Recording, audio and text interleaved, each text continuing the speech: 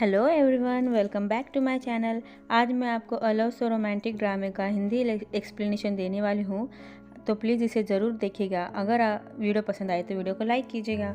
Episode के start में हमें गु यांशी की दुकान का सीन दिखाई जाता है, जहाँ उसका कर्मचारी उसे बताता है राजा डोक ने सभी जेवर के दुकानों को पत्र लिखा है कि जेवर के नमूने इकट्ठा करके अपने बहन के लिए अच्छा सा मुकुट बनाना चाहता है। वो अच्छे घराने से है और उसका जन्मदिन है, तो वो क्या हम उसमें सहभाग लेना चाहिए? तो गु यांशी कहता है हमें ज़रूर जाना चाहिए। गु परिवार की प्रतिष्ठा और ताकत के अनुसार हमें इस प्रतियोगिता में सहभागी ज़रूर होना चाहिए। हमें इससे फ़ायदा होगा। आगे सू जियोवान वो चोर गुंडे अपने साथ ले जा रहे होते हैं। जियोवान उनको ध्यान भटकाने के लिए उन्हें झूठ बोलती है, आप मेरे भाई के साथ व्यापार कीजिए, वो साधारण नहीं है, आपको बहुत फ़ायदा होगा। वो चोर उसे गु परिवार का खजाना दिखाने को कह रहे होते हैं। जियोवान मन में कहती है, मैं देखती हूँ ये मेरे मोहल्ले में क्या कर सकते हैं। आगे वो चोर उसे खुफिया जगह बताने को कहते हैं और तलवार दिखाकर कहते हैं, मुझे लगता है तुम हमें फंसा रही हो, और उसके गले पर चाकू रखकर उसके भाई का पता पूछने लगते हैं।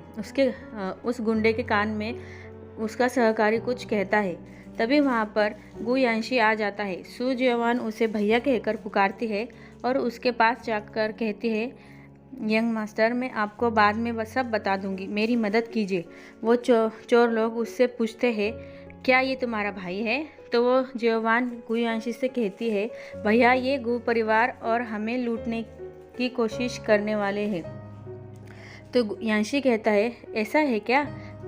सच में मैं भी देखता हूँ कि ये क्या कर सकते हैं। और यांशी और उन गुंडों के बीच लड़ाई होने लगती है। यांशी उन्हें मार देता है तो वो गुंडे उनके और साथियों को बुला लेते हैं। तो जियोवान और गु यांशी दोनों भागने लग जाते हैं। दोनों एक दूसरे का हाथ पकड़कर भागते हैं। वो गुंडे उनके पीछे पड़ जाते हैं। आगे वो दोनों एक दूसरे का हाथ पकड़कर भागने लग जाते हैं। आगे वो दोनों भागते भागते एक जगह पहुंच जाते हैं, जहाँ पर उन्हें ऊपर से नीचे कूदना पड़ता है। तो वो गुंडे कहते हैं, यहाँ से कूद के दिखाओ, यहाँ से भागकर दिखाओ। तो जियोवान उसका हाथ पकड़कर उसे नीचे कूदने को कहती है। दोनों छाता लेकर नीचे कूदते हैं। ये सीन काफ़ी रोमांटिक होता है। दोनों एक दूसरे में खो जाते हैं। आगे वो भागते भागते एक जगह पहुँच जाते हैं, जहाँ जियोवान उसे ड्रम में छुपा देती है और खुद भी छुप जाती है। उन गुंडों को वो दोनों दिखते नहीं, तो वो गुंडे वहाँ से चले जाते हैं। आगे गु यांशी के कपड़े खराब हो जाते हैं, तो जियोवान उसे देखकर हंसने लगती है और उसे कहती है, लाइए मैं आपकी मदद कर देती हूँ। तो गु यांशी कहता है, रहने दो, मैं जब से तुमसे मिला हूँ तुम्हारी वजह से मेरे कपड़े हमेशा गंदे होते हैं। और उसे कहता है, छोड़ो मेरा हाथ, और वो वहाँ से चला जाता है। अगले सीन में सू जियोवान अपने भाई से मिलने दवाखाना जाती है और वह उसे चलने की कोशिश करते हुए देखती है, तो वो खुश हो जाती है। यांशी जब रास्ते से जा रहा होता है तो उसे वैद्य रू मिल जाते हैं और कहते हैं, ये तुम्हें क्या हो गया? तो यांशी उसे कहता है, ये संयोग से हो गया। वैद्य रू यांशी को कपड़े बदलने के लिए अपने दवाखाने ले जाता है और उसे कपड़े देता है। जियोवान और उसका भाई बातें कर रहे होते हैं। उसका भाई उससे पूछता है, क्या तुम आई से मिली? तो तुमने उसे बताया कि तुम हो, क्या उसने तुम्हें पहचाना? तो जियोवान सोचने लगती है, क्या मुझे उसे बता देना चाहिए? और वो सपना देखने लग जाती है कि जी क्यान और वो साथ में है और वो अपने बचपन में उनकी शादी कैसे हुई थी वो उसे बता रही है। और तो वो उसे कहता है, मैं भी तुम्हारा इंतज़ार कर रहा था। और दोनों अपना उज्जवल भविष्य देखने में खो जाते हैं। और ये सब सोचकर जियोवान खुश हो रही होती है। जियोवान का भाई उससे पूछता है, दीदी आपको वहाँ बहुत काम करना पड़ता होगा? तो जियोवान कहती है, मेरा काम बाकियों से ज़्यादा आसान है, मैं सिर्फ यंग मास्टर का ख्याल रखती हूँ। यांशी उन दोनों की बातें सुन रहा होता है और मन में कहता है, इसका तो सच में भाई है, मैंने इसे गलत समझा। जियोवान गु यांशी की तारीफ करने लग जाती है और कहती है, वो बहुत अच्छे हैं, उन्होंने मुझे लिखना सिखाया है। सारी बातें यांशी सुन लेता है। जियोवान का भाई यांशी को धन्यवाद करता है उसकी बहन के साथ अच्छा बर्ताव करने के लिए।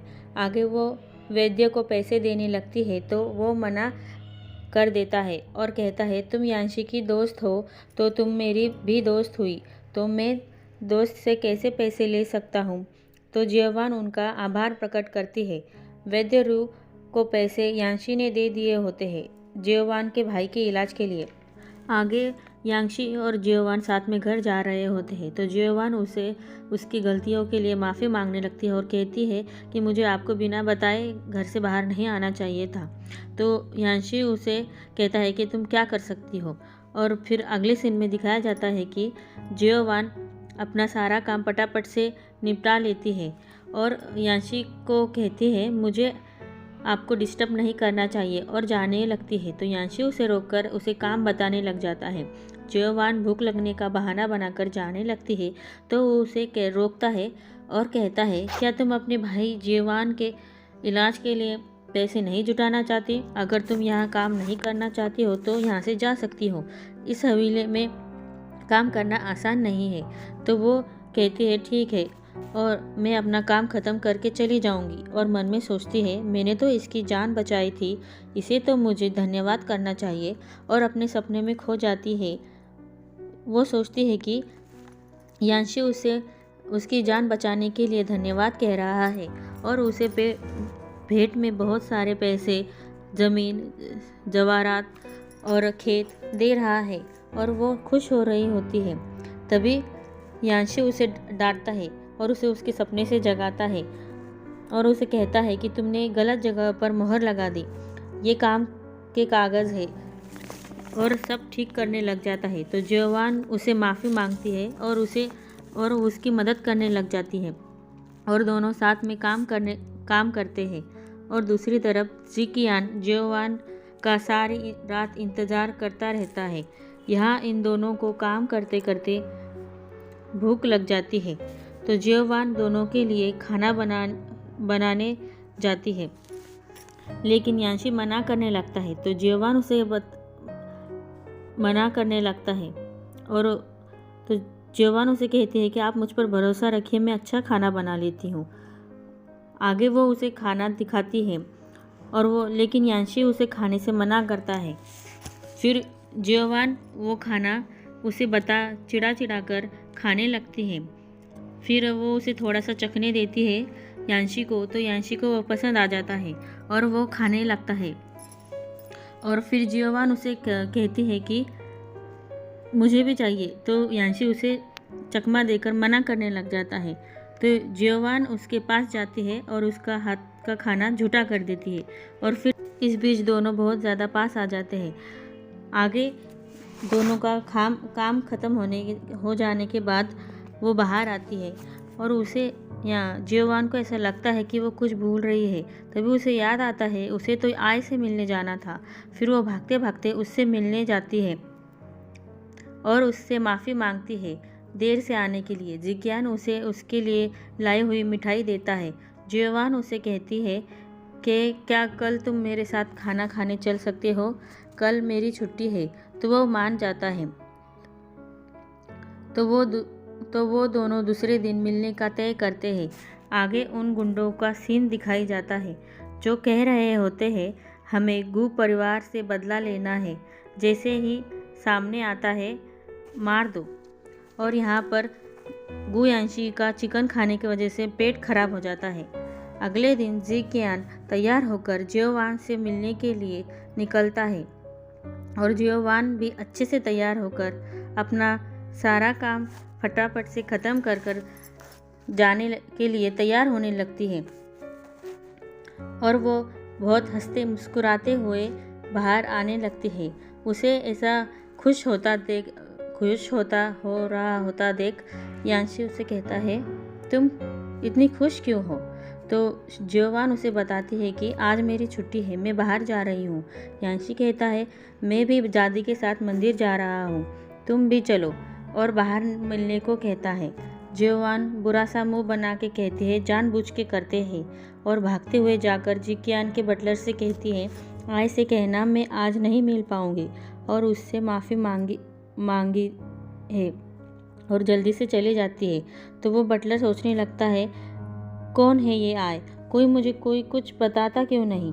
अगले सीन में वो दोनों मंदिर पहुंच जाते हैं। दादी के सेहत के लिए दोनों साथ में प्रार्थना करते हैं। आगे जब वो जा रहे होते हैं तो अचानक से गाड़ी रुकने की वजह से दोनों पास आ जाते हैं और एक दूसरे में खो जाते हैं। उनकी गाड़ी खराब हो जाती है। तभी वो गुंडे उन पर हमला कर देते हैं तो दोनों भागने लग जाते हैं। भागते भागते जियोवान थक जाती है और रुककर कहती है, वो लोग आपके पीछे पड़े हैं, आप भाग जाइए। मैं उन्हें मिल भी गई तो वो मुझे कुछ नहीं करेंगे। यांशी कहता है, ये वही गुंडे हैं, मुझे उन्हें पकड़ना है, इसलिए मैं मंदिर आया था। सैनिक आते ही होंगे, ये मेरी चाल है और हमारे सैनिक उन्हें पकड़ लेंगे। और फिर दोनों भागते भागते एक गड्ढे में गिर जाते हैं। उन गुंडों पर यांशी के सैनिक गुंडों पर हमला कर देते हैं। दोनों लड़ने लग जाते हैं और यांशी के सैनिक उन्हें पकड़ लेते हैं और उन्हें अपने साथ लेकर चले जाते हैं।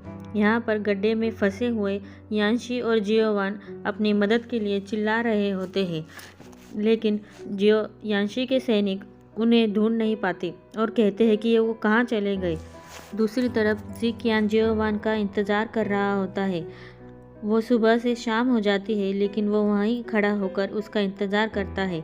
दुकान बंद होने लगती है लेकिन वो वहीं खड़ा होकर उसका इंतज़ार करता है। अगले सीन में दोनों दिखाई देते हैं जिन्हें एक डाली दिखती है। तो यांशी कहता है कि मैं उस डाली को पकड़कर बाहर निकलने की कोशिश करता हूँ और वो जियोवान के कंधे पर चढ़कर उस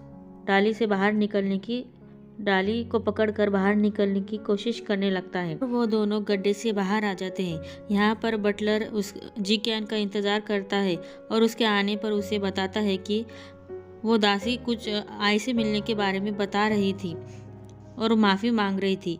अगले सीन में दिखाते हैं कि यांशी के सैनिक अभी भी उन्हें ढूंढ रहे होते हैं लेकिन वो दोनों उन्हें नहीं मिलते।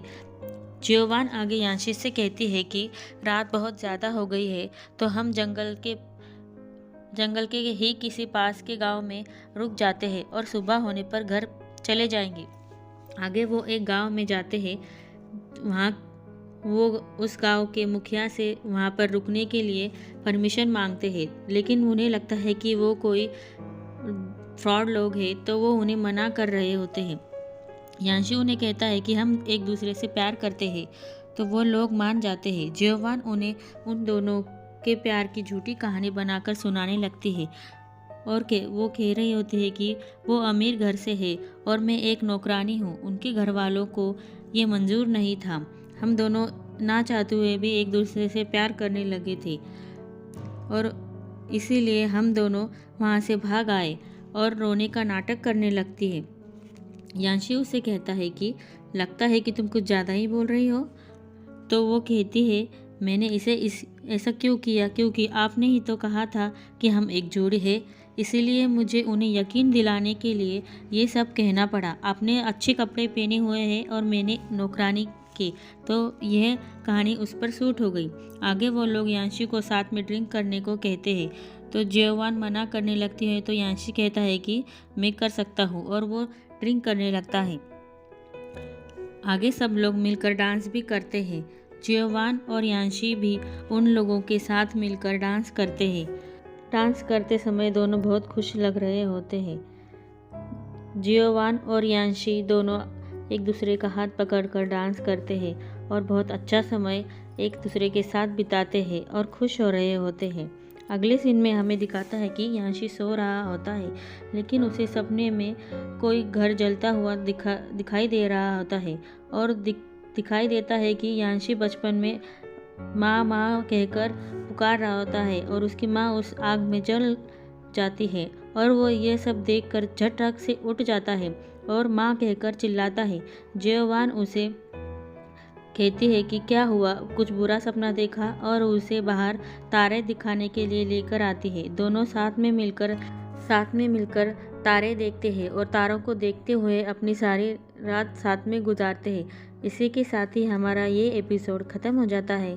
Thank you for watching.